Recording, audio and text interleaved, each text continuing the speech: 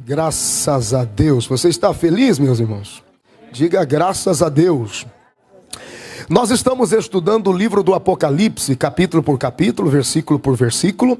E na semana passada, faltou um pouquinho para nós concluirmos o capítulo 3, dos versículos 14 a 22, estávamos falando sobre a carta à igreja de Laodiceia. Vale a pena lembrar que quem não acompanhou desde o começo, nas redes sociais da igreja, está lá desde o primeiro capítulo. E nós vamos por todos os 22 capítulos do Apocalipse.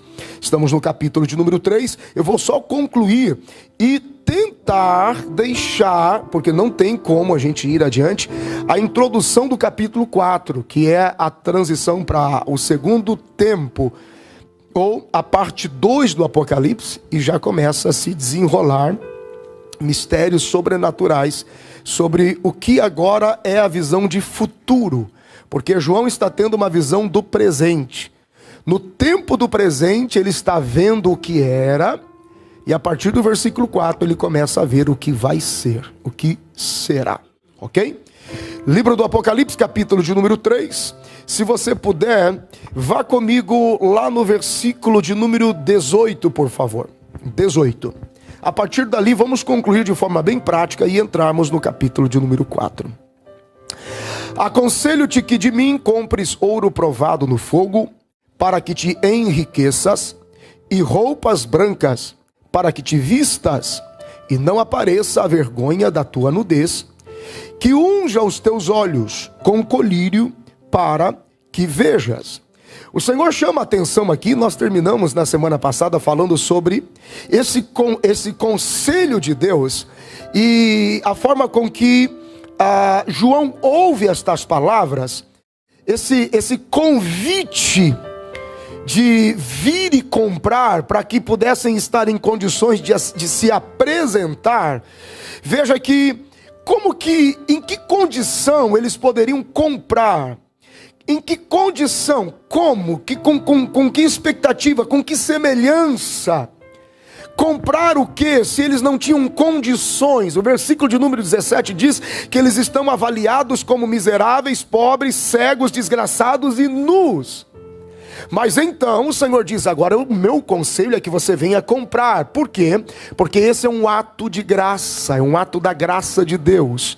Vir comprar, venha e compre. Em que condição? Venha e compre como cego, venha e compre como desgraçado, venha e compre como miserável, venha e compre como pobre, venha e compre como cego, venha e compre como nu, na condição que você está.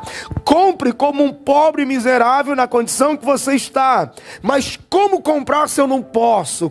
Compra pela sua confissão, compra pelo seu ato de quem reconhece que você não tem, mas eu tenho, que você não é, mas eu sou. Bendito seja o nome do Senhor. Então ele chama a atenção dizendo: como comprar? De que forma comprar? E ele está dizendo: venha, que eu sou o meu câmbio é diferente do ambiente dos cambistas de Laodiceia daquela época. Vem e comprem de mim. E esse ouro que ele está vendendo, olha o versículo de número 18: aconselho-te que de mim compre ouro provado no fogo. E ouro também é uma outra maneira, ouro é uma outra forma de você dizer fé, de você mencionar fé. Quando ele diz: compra de mim ouro provado no fogo, o ouro provado no fogo é quando o ouro vem com a sua impureza, e no processo de purificação, ele passa tantas vezes pelo fogo, que o ouro perde a sua propriedade dourada para manifestar ou refletir a propriedade do fogo que o purificou. Ah, meu Deus! Tem alguém aí, gente? Ouro também é a forma de você falar sobre fé, a nossa relação com Deus. Por que às vezes, pastor, a minha fé fica tão exposta e eu fico a um nível de prova tão elevado? Porque chega um momento em que a nossa fé, como ouro, ela é provada no fogo e pelo fogo. Vai ao fogo e volta do fogo, vai ao fogo, volta no fogo. Só que tem muita gente que no meio da provação, ele vai à presença de Deus e ainda sai desesperado. Ele vai à presença de Deus e ainda sai aflito. Ele ele vem para o culto, mas ainda volta com dúvida. Ele vem para a oração, mas ainda sai com a sensação de que parece que Deus não ouviu. Ele vem para a entrega do culto, para a adoração, mas ele sai daquele culto com a sensação que nada mudou. Enquanto não se purificar como que pelo fogo. O que significa isso? Tem que acontecer esse processo de purificação como ouro. O momento em que você traz a presença de Deus à sua fé, e você já não sai mais com dúvida, mas você sai refletindo a glória de Deus, que provê e cuida de todas as coisas. É por isso que às vezes a nossa fé passa por ciclos de provação, até que ela se torne purificada suficientemente, que tudo que resta quando olhar para nós é a presença de Deus, o descanso de Deus, a paz que só Deus pode dar. Diga graças a Deus por isso. Bendito seja o nome do Senhor. Versículo de número 19. Então, eu repreendo e castigo todos os quanto amam. Sê, pois, zeloso e arrepende-te, porque a repreensão de Deus aqui, a repreensão a Laodiceia é uma repreensão, contudo, cheia de amor. É uma repreensão que está cheia de misericórdia, cheia de expectativa de Deus em reconciliar as impurezas da dúvida, as impurezas da incredulidade, as impurezas do erro, do engano, estão sendo queimadas e purificadas no processo da purificação ou da experiência pela fé. Então, à medida que isso vai alcançando níveis de se mostrar ou de se revelar a glória de Deus que você alcançou na sua provação, o Senhor está dizendo: a minha repreensão e o meu castigo é um castigo em amor, é um castigo com zelo, porque é isso que eu espero, zelo e arrependimento. Agora, o zelo está num tempo contínuo e o arrependimento imediato. O Senhor está dizendo: mude de vida agora, arrependimento imediato, porém o zelo deve ser mantido continuamente. Todo dia, todo tempo, toda hora, zelo continuadamente. Bendito seja o nome do Senhor. O Senhor repreende, o Senhor corrige todos aqueles que Ele ama. Esse processo de zelo, estamos no versículo 19, se você quiser dar uma olhadinha, no versículo 19, esse processo de zelo, essa renovação aqui, esse zelo, essa continuidade, os orientais, eles valorizam muito mais o conceito teórico do que a prática, evidentemente, do conceito. Então o Senhor inverte, Ele não diz assim, arrepende-te para ser zeloso. Ele diz assim: na continuidade do seu zelo, seja imediatamente arrependido. Significa que o arrependimento precisa acontecer de uma vez só, nem que isso tem que acontecer todo dia, mas arrependimento, continuidade de zelo. O amor do Senhor é quem está fazendo isto. E ele termina lá no finalzinho do versículo 18, que agora, erguendo os olhos aqui, eu passei correndinho, quando ele fala sobre unja os teus olhos com colírio para que veja o processo de purificação dos olhos através desse ato de arrependimento.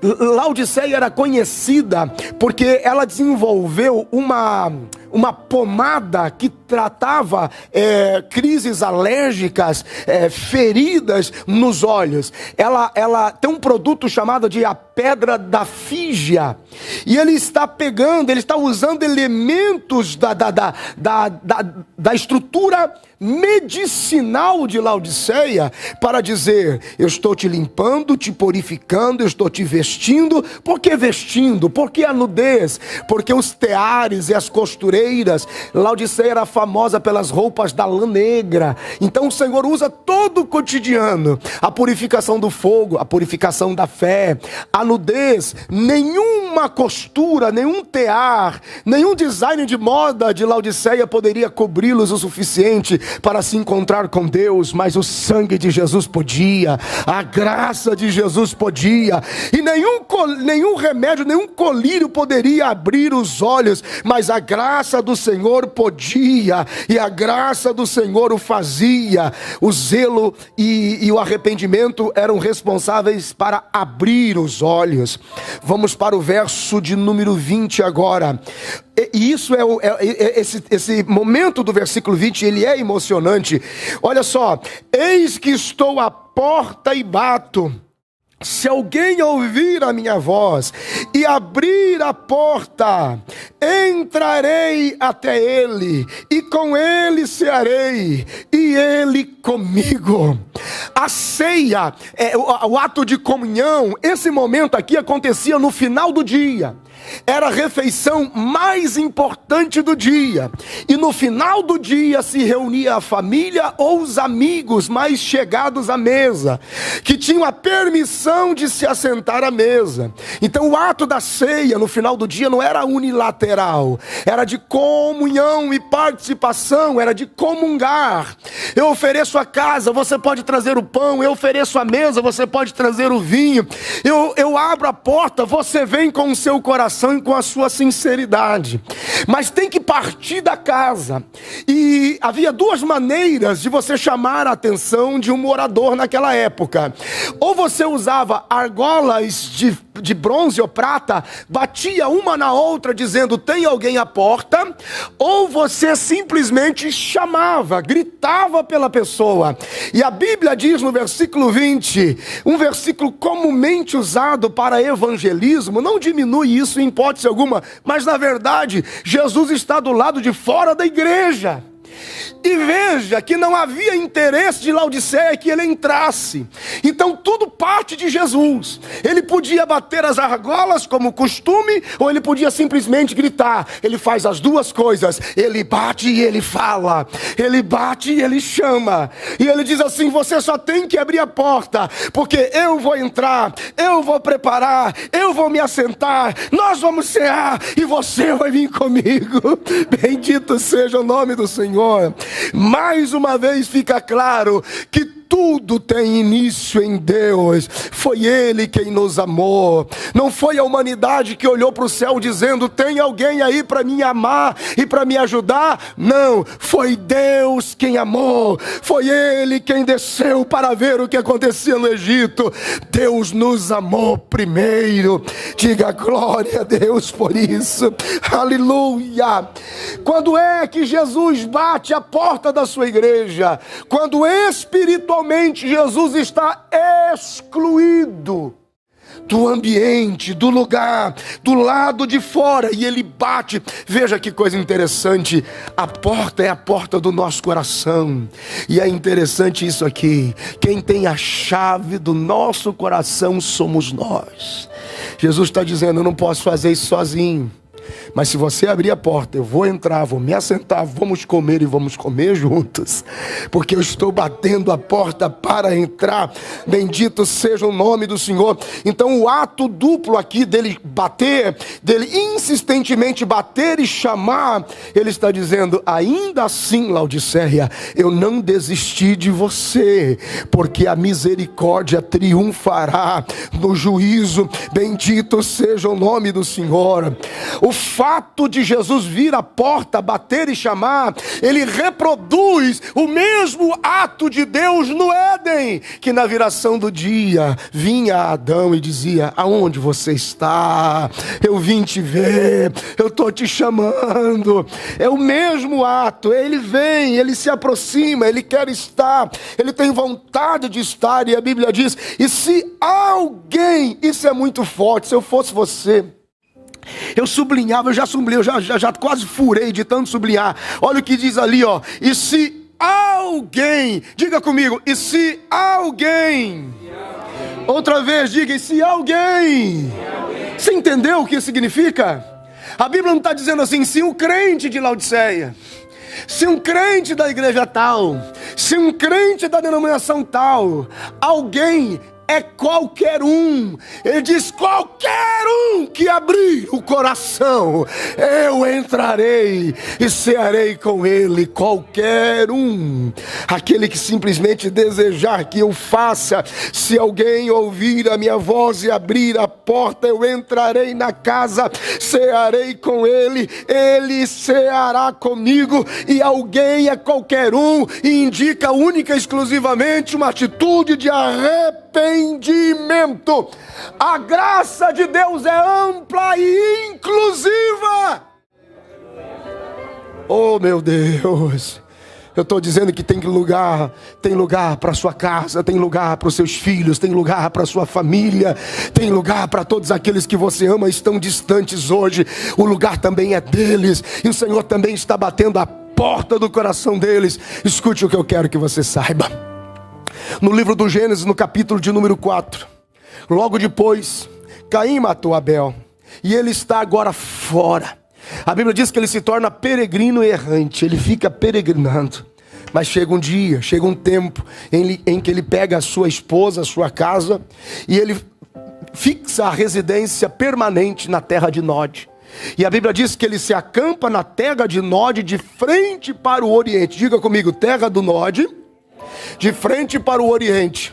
Por que de frente para o Oriente? A Bíblia diz no livro do Gênesis, capítulo 2, a partir do versículo de número 7, que quando Deus plantou o Éden, quando ele plantou o jardim do Éden, colocou o homem ali para lavrar e guardar, ele plantou de frente para o Éden, de frente para o Oriente. E a Bíblia diz que de frente para o Oriente, a Bíblia me ensina que estar de frente para o Oriente é estar de frente para o sol, porque tudo que Deus faz envolve luz, tudo que Deus faz envolve clareza, significado. A Bíblia diz no livro do Gênesis, capítulo de número 1, no princípio criou Deus os céus e a terra era sem forma e vazia, havia trevas sobre a face do abismo, o Espírito pairava sobre a face das águas e do abismo. Versículo 3, e disse Deus, haja luz. Deus disse, eu não faço nada aqui sem acender a luz primeiro. Até Deus entendeu que é melhor trabalhar com a luz acesa, que fala de clareza, transparência, significado. Quando ele acendeu a luz, ele disse, isso é parte seca, vai para lá, isso é água, vai para cá. Coloca a lua, coloca sol, firmamento, estrelas, estabelece a ordem dos tempos, o tempo cronos passa a ser contado. Então tudo é luz acesa. O Senhor planta o Éden de frente para o sol, para que aquilo dê certo, caminhe em luz, tenha um nutriente. Depois que o homem está expulso do Éden, Caim peregrina e vai e acampa na terra de Nod, e ele fica entre o Oriente e o que seria o Éden, aonde o Éden estava. Significa que ele está entre o lugar do Éden e o próprio sol ou o próprio Oriente. E aí alguém pergunta dizendo, por quê? Ele está declarando, aquele Éden um dia vai abrir de novo. A vida que o meu pai tinha lá, ele já nos contou. Oh, a vida que o meu pai tinha lá. Então vamos ficar por aqui. Vai que algum dia aquela porta se abre outra vez e a gente consiga voltar para aquele lugar de delícias. Caim passou, ele não viu a porta do Éden se abrir, mas ela se abriu quando Cristo encarou a espada do Éden no tabernáculo celestial de Hebreus capítulo de número 10. Ele encara a espada e na cruz ele abre o Éden de volta e diz, todos os que creem em mim, vamos de volta para o lugar de delícias. Tudo tem a ver com Deus. É por isso que Jesus bate a porta dizendo, deixa eu entrar, que se eu entrar, eu trago o Éden de volta para você e para sua casa. Alguém entendeu até aqui? Diga graças a Deus, aleluia. Jesus está no controle absoluto de tudo.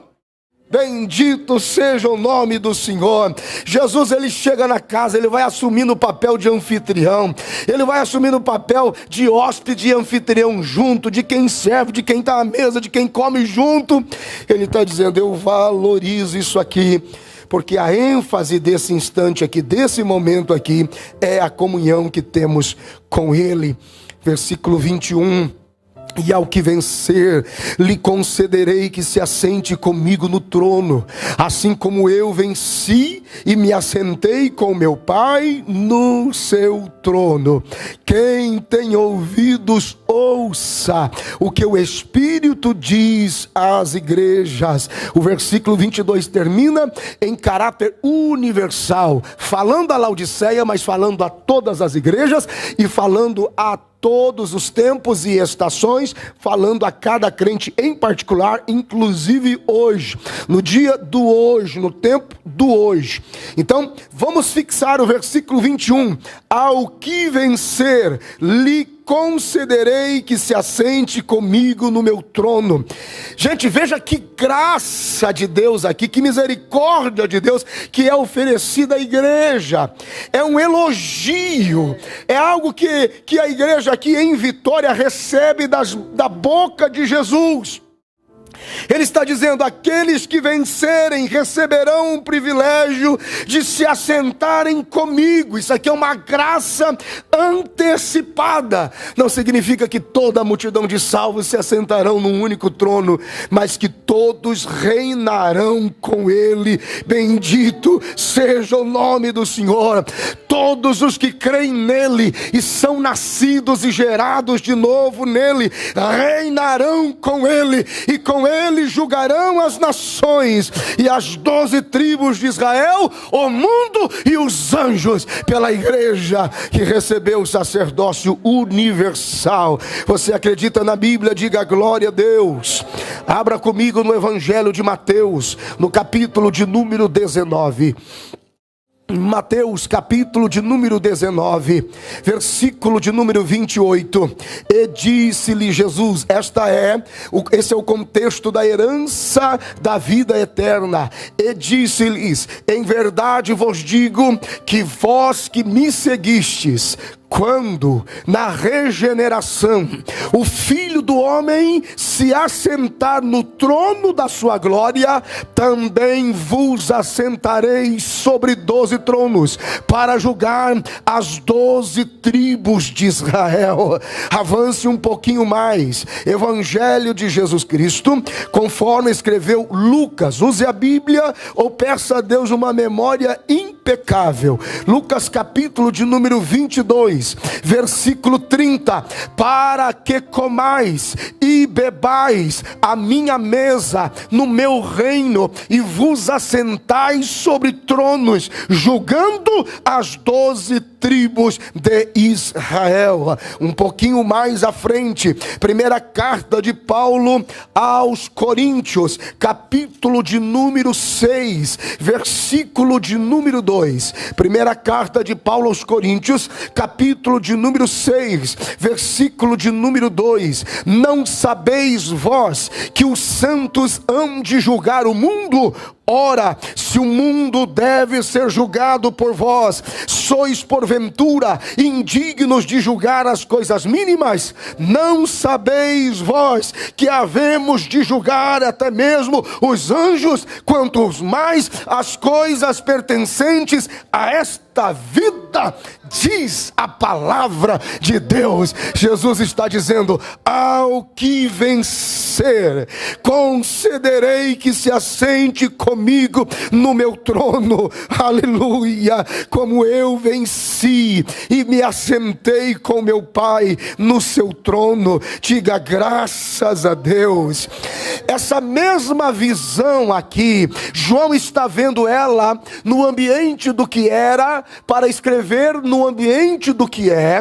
E o capítulo 4 ele vai ver o ambiente do que será, mas ele está reproduzindo a mesma visão de Daniel. E isso nos dá força bíblica para entender que isto é uma verdade de Deus. Vá no livro do profeta Daniel agora, lá no Antigo Testamento. Daniel, capítulo de número 7. Abra sua Bíblia com carinho e com fome. Daniel, capítulo de número 7. E procure o verso de número 21. 27. Aleluia! Diz assim a palavra de Deus: é culto da palavra, sejam bem-vindos. E o reino, e o domínio, e a majestade dos reinos, debaixo de todo o céu, serão dados ao povo dos santos do Altíssimo. O seu reino será um reino eterno, e todos os domínios o servirão e lhe obedecerão. Aleluia! Porque ao que vencer, lhe concederei que se assente comigo no trono. Diga graças a Deus. Ah, meu Deus. A minha esperança, a minha vontade, o meu desejo é que esta fome e este desejo, esta fome e o desejo pela palavra de Deus, aumente muitas vezes mais no seu coração. A fé vem pelo ouvir e ouvir pela palavra de Deus. E é através da palavra de Deus que nós somos cheios de atitude e ousadia para seguir crendo. E eu lamento muito que nesses últimos dias perdeu-se a fome por Deus, a fome pela palavra de Deus. A honra que damos a Jesus mede-se pela honra que damos à sua palavra. Eu amo a Deus. Tem lido a Bíblia? Eu amo a Deus. Entende a Bíblia? Eu amo a Deus. Tem fome pela Bíblia? Eu amo a Deus. Risca a sua Bíblia? Tem crente que morre de medo de riscar a Bíblia. Eu acho que eu já risquei mais de 100. Toda vez que pega uma, tem coisa nova para escrever. Deus me mostrou, Deus me mostrou, Deus me revelou, eu aprendi naquele dia. O resto é religiosidade. O resto é religiosidade. Quem ama tem, cuida, protege, lê, tem fome, aprende, anota, compartilha, mostra para o outro e diz: olha o que Deus me mostrou na palavra de Deus. Eu nunca vou esquecer, nunca vou esquecer. Saudoso pastor Luiz Antônio, amigo querido, particular, que morreu no acidente da TAM em 2007. Lá naquele acidente da TAM, do avião da TAM que caiu atrás do aeroporto de Congonhas. Ele estava no avião, nós éramos muito amigos. E ficou assim um testemunho muito forte. Porque o avião chegou a atingir mais de 1000 graus de temperatura. Nada sobrou. Mas quando vasculharam os restos do avião, encontraram a Bíblia dele intacta. O filho dele, Eliezer, que é amigo nosso também, prega com a Bíblia do pai intacta como testemunho, como se Deus dissesse: o céu e a terra passa, o homem passa, mas a minha palavra não passa. E é emocionante, porque às vezes ele está pregando e ele diz assim: como anotou meu pai aqui do lado, assim eu descobri que é o Senhor quem fez. Aleluia, bendito seja o nome do Senhor. E a minha oração é que você se apaixone pela palavra de Deus. Amém, meus irmãos? Vamos continuar um pouquinho mais, embora quase que impossível concluir, porém vamos introduzir. Capítulo 4. Você que veio, nós estamos agora transicionando. Terminamos aqui o capítulo de número 3 e terminamos as cartas às igrejas da Ásia. E agora vamos transicionar para o segundo tempo do Apocalipse. Apocalipse capítulo de número 4. Abra a Bíblia, versículo de número 1. Depois destas coisas, olhei, e eis que estava uma porta aberta no céu. E a primeira voz, que com trombeta ouvira falar comigo, disse: sobe aqui, e mostrar-te-ei as coisas que depois destas devem acontecer. João está na ilha de Patmos, o seu corpo permanece nela, mas ele recebe no seu espírito a autorização de ver a eternidade em 3 tempos. Já explicamos sobre isso. João vê tudo em 3 tempos: passado, presente e futuro. Ele está vendo tudo no instante do por isso que Deus diz: eu sou o que sou, eu sou o que é, o que era e o que há de vir, porque não importa o tempo, não importa a estação, Deus sempre será o que é presente. Por isso que a palavra ela é atual para qualquer tempo e para qualquer geração. Ele vê o que é, com o impacto do que era, e agora ele está sendo posicionado para o que haveria de ser, o futuro. Ele está em cima, ele é chamado, e agora o seu espírito começa a ver. Versículo 2: e logo fui arrebatado no espírito, ou dominado completamente, imediatamente no espírito, e eis que um trono estava posto no céu, e um assentado sobre o trono. Isso é simplesmente estupendo, porque na autorização de ver a eternidade em 3 tempos, ele vê, pastor José Carlos, o trono com o ancião de dias, o Pai ainda sentado nele. Pouquíssimos tiveram acesso, não há autorização na Bíblia, ninguém o viu. Ninguém jamais o viu, ele não se revelou a ninguém, ele não se mostrou a ninguém. Isso é muito forte. Ele se revela, ele se faz conhecer, e ele o vê. Olhei e vi um trono, só que a capacidade de discernimento dele é o ancião de dias, porque no capítulo 5 que ele vai ver Cristo sendo entronizado, que também é ele vê literalmente quando o Senhor, quando a terra está vazia, está no momento da ascensão e a nuvem o cobre. Você sabe que houve um acesso secreto de Jesus à presença do Pai, e eu conto isso na introdução da Epístola aos Hebreus. Quando na cruz a alma dele passa pelo tabernáculo celestial, encara a espada do Éden, ele leva a taça contendo o sangue perfeito dele, vai à presença de Deus e diz: remove o de Abel, tira o primeiro para estabelecer o segundo. E ele volta de lá com autoridade. João está vendo isso. Então, veja que ele está transitando entre o que era, ele está vendo o trono e o ancião de dias lá. Isso é muito doido. E logo em instantes, quando ele vê que na mão do que estava no trono tem um livro escrito por dentro e por fora e selado com 7 selos, ele quer ter acesso e é impedido, que ele entra em desespero, até que o ancião diz: não precisa chorar, porque acabou de chegar o leão da tribo de Judá. Então ele presenciou o trono de Deus, o ancião de dias lá, o Senhor chegando na eternidade, e a transferência, aonde a plenitude do Pai habita no Filho, e o trono é dado ao Filho. O trono do Pai é o trono do Filho, e o trono do Filho está disponível para a igreja. Bendito seja o nome do Senhor. É por isso que o diabo te odeia. É por isso que o diabo odeia a igreja, porque o diabo se achava no luxo de lutar com o querubim, com o serafim, com miríades de anjo, com um exército de arcanjos, e Deus disse: não, vou mandar um ser humano acabar com você.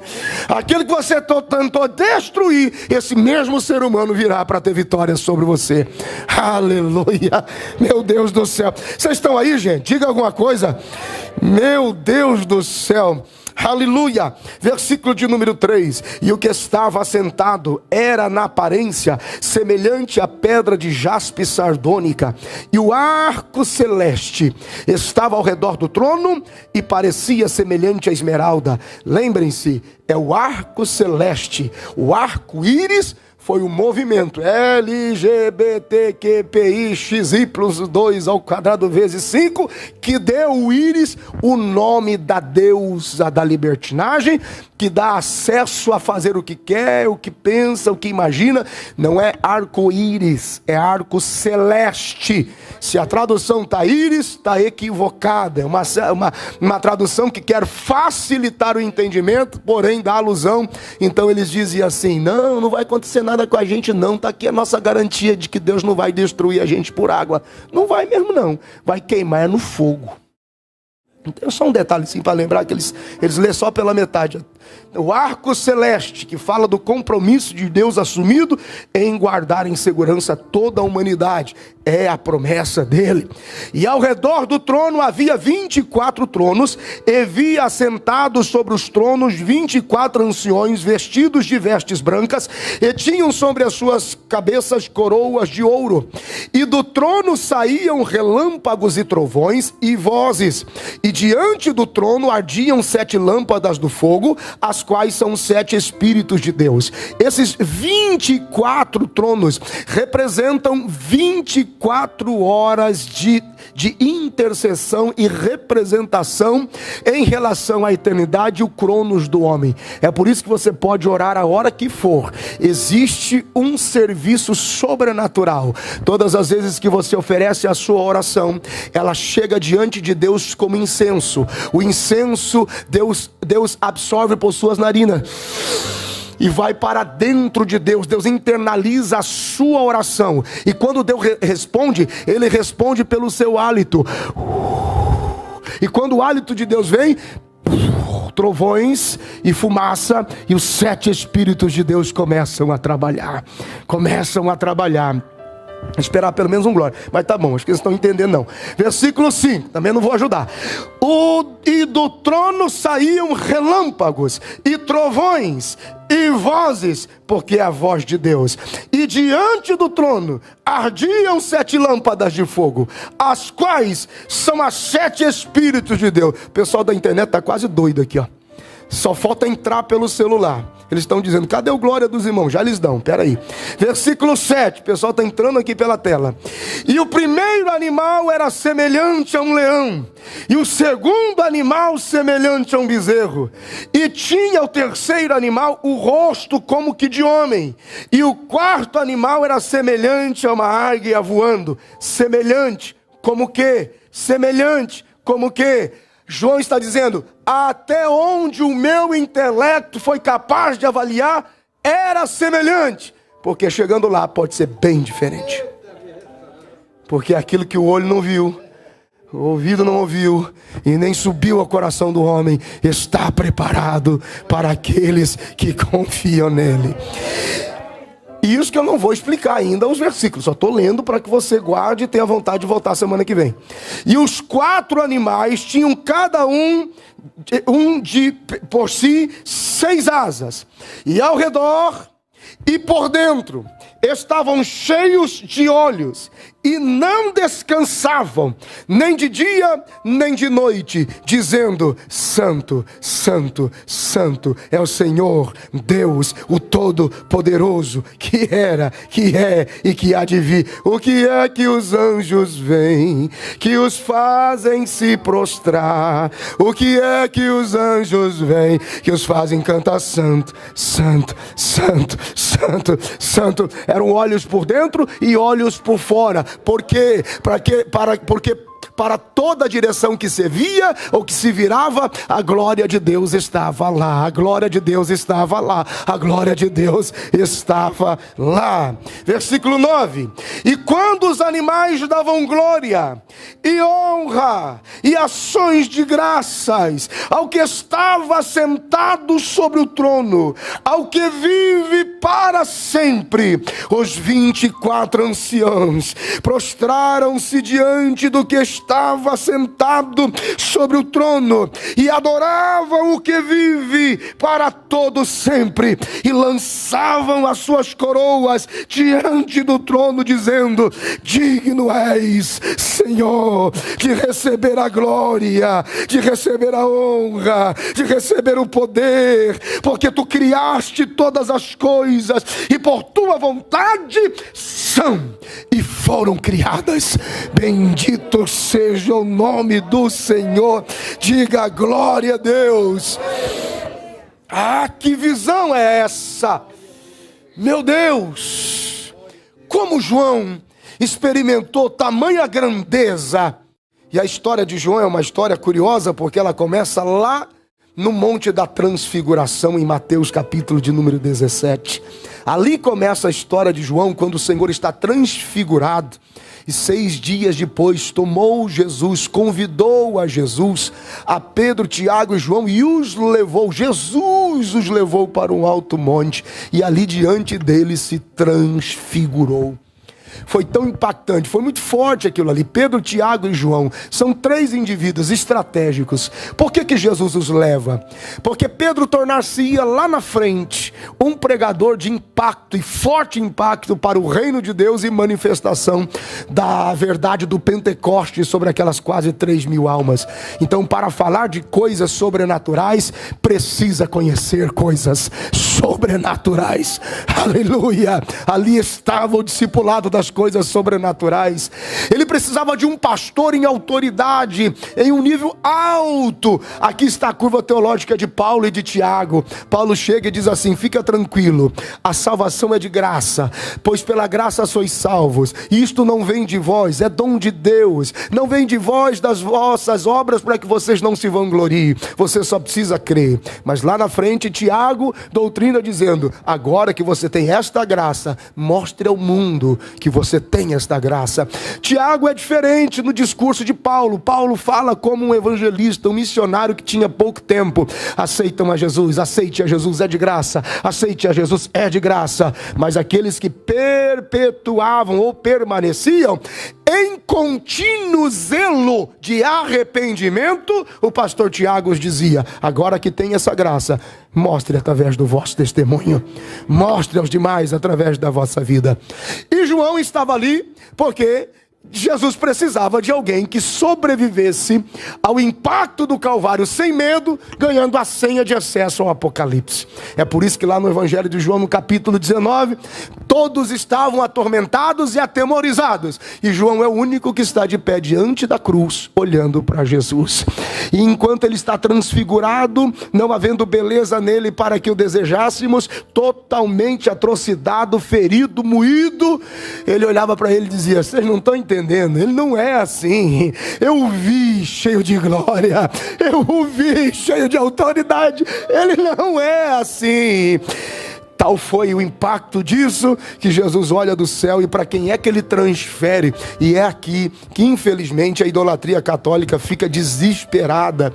Jesus olha, porque ali haviam algumas pessoas diante de Jesus, diante da cruz. Os soldados estavam ali, Maria Cleopas estava ali, estava ali também a Maria Madalena, estava ali a Maria, mãe de Jesus, e estava ali o discípulo a quem ele amava.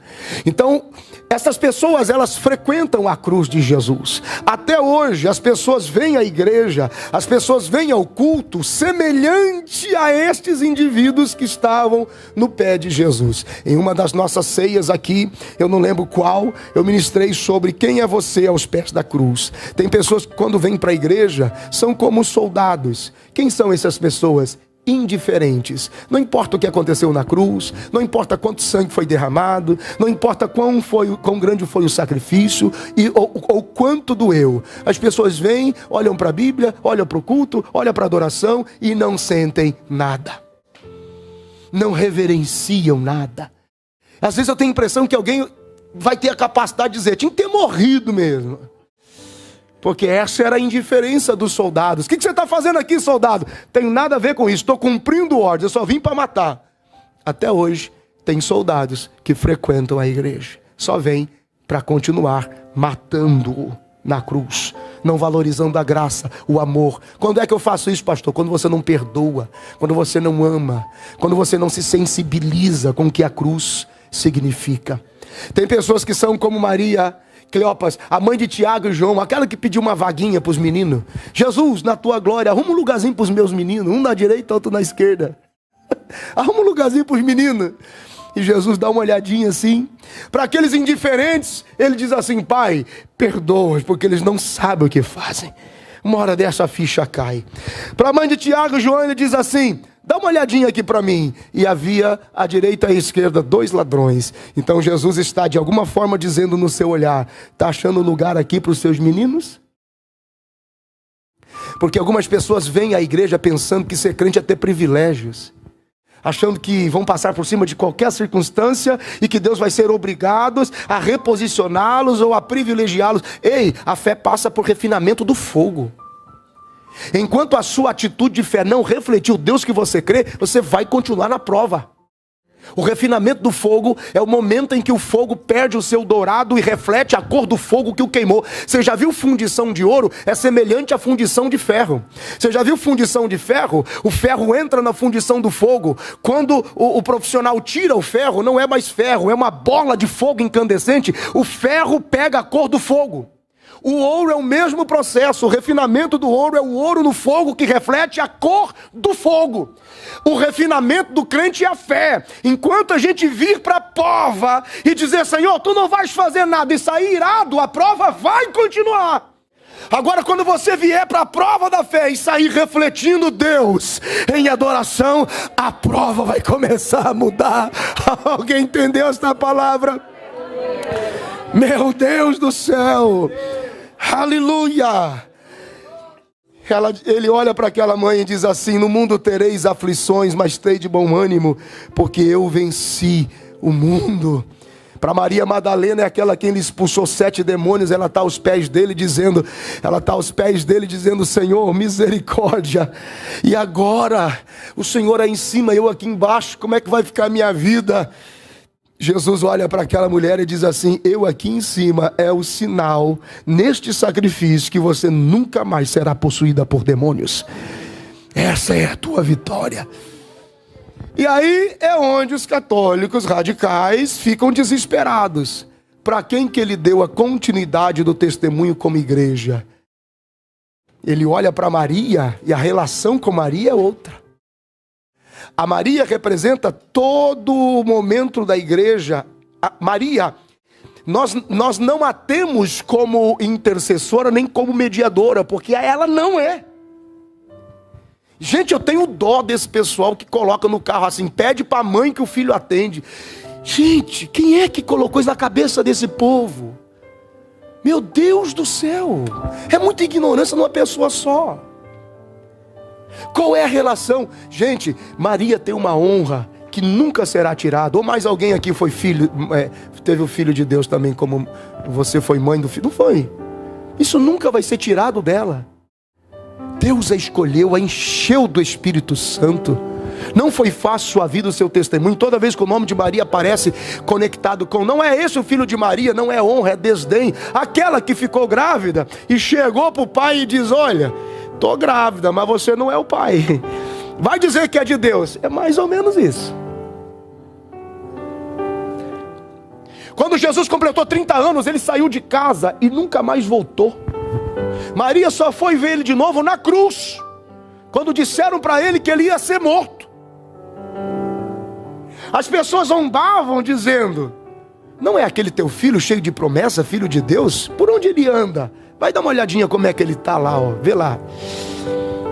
Maria representa eu e você na nossa relação com a esperança do que ele nos representa e o desafio da nossa fé. Porque as circunstâncias, as pessoas chegam para você e dizem: você ainda é crente? Você ainda ora? Mas você parece que está sozinho, ele te ouve. Nossa, faz muito tempo que eu não vejo ele agir na sua vida. Por onde ele anda? Maria está nos pés dele, como quem diz assim: que fizeram com você, meu filho? Jesus olha e diz: mulher. Essa expressão mulher, Jesus está dizendo: eu sei que eu não fui o filho que você esperava.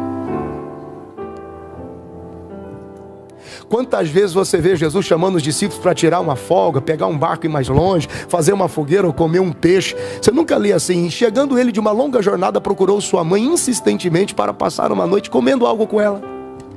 E abraçando a sua mãe durante toda a noite, disse: não tenha medo. E segurando as mãos da sua mãe, dizendo: vou morrer, mas vai ficar tudo bem. Não tem. Ela está completamente... E ele olha e diz: mulher, estou trocando de lugar. Jesus está dizendo: ó, eis aí o teu filho. Disse ao discípulo que amava: eis aí tua mãe. E a Bíblia diz: e daquela hora em diante, João a tomou, levou para casa, porque ela já não tinha mais, e cuidou dela até o fim. Jesus estava dizendo: enquanto eu estiver aqui em cima, João, discípulo e apóstolo, me representa aí embaixo e cuida da minha mãe para mim. Porque Maria, como qualquer um de nós, inspirava cuidados. Então não vem. Eu não sei porquê, está escrito na mesma Bíblia. Está escrito na mesma Bíblia. Na mesma Bíblia.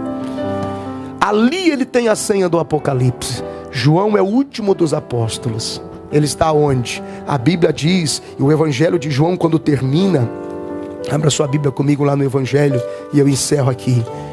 Vou dar só essa introdução, semana que vem a gente continua. No Evangelho de João, capítulo de número 21, a partir do versículo 21. Aqui se cumpre a promessa de Deus, a promessa de Jesus feita a João. Evangelho de Jesus Cristo, conforme escreveu João, capítulo de número 21, versículo de número 21. Vendo Pedro a este, disse a Jesus: Senhor, e deste aí? Que vai ser dele? Isso é João. Disse-lhe Jesus: se eu quero que ele fique até que eu venha, que te importa a ti? Segue-me tu. Versículo 23. Divulgou-se, pois, entre os irmãos este dito, que aquele discípulo não havia de morrer. Jesus, porém, não lhe disse que não morreria. Mas, se eu quero que ele fique até que eu venha, que importa a ti? Porque João viria o Apocalipse. E este é o discípulo que testifica estas coisas e as escreve, e sabemos que o seu testemunho é verdadeiro. O Senhor o conserva para Pátimos, para ver o Senhor na sua volta, não morto, porque ele vê o Apocalipse no que era, no que é e no que há de vir. Aleluia. Esta é a certeza de que tudo que ele prometeu, ele vai cumprir. Não só 100 vezes nesta vida, mas por fim a vida eterna.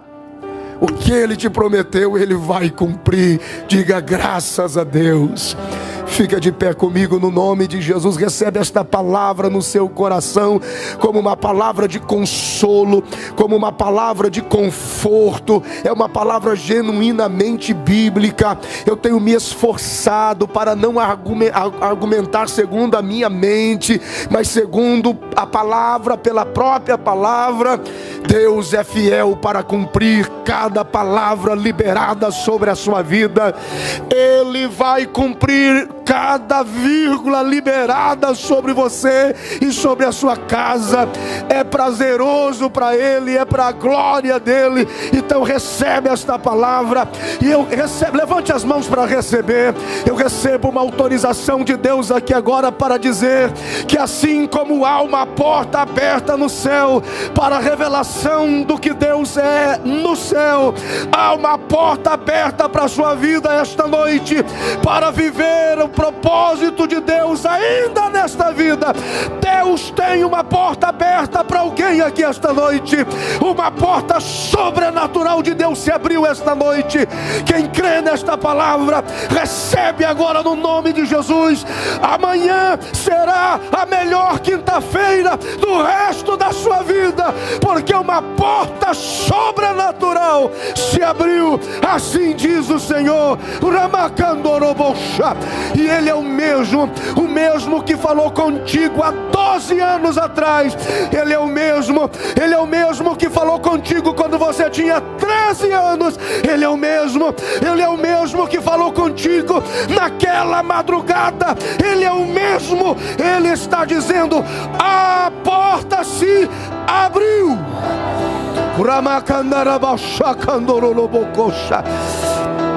Aleluia, aleluia, aleluia, aleluia, aleluia. Há uma porta aberta sobre a vida de alguém pela internet. Receba esta palavra agora. Aqui no santuário, receba esta palavra agora. Se a palavra que eu li esta noite é a palavra de Deus, ouviremos o testemunho da porta que se abriu esta noite sobre a vida de muitas famílias. Aleluia, aleluia, aleluia e aleluia.